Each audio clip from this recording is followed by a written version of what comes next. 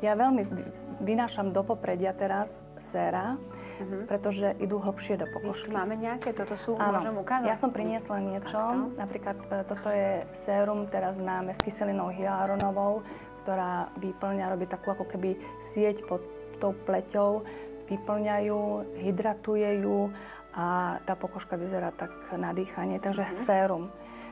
Potom máme tu aj vitamínové sérum, ktoré je zaujímavé tým, čo som spomínala, že aj znútra, ale toto je sérum na pleť zvonku. Dáva sa na celú tvár, okolo očí, krk, dekolt. Stačí fakt minimum, lebo dosť sú silné.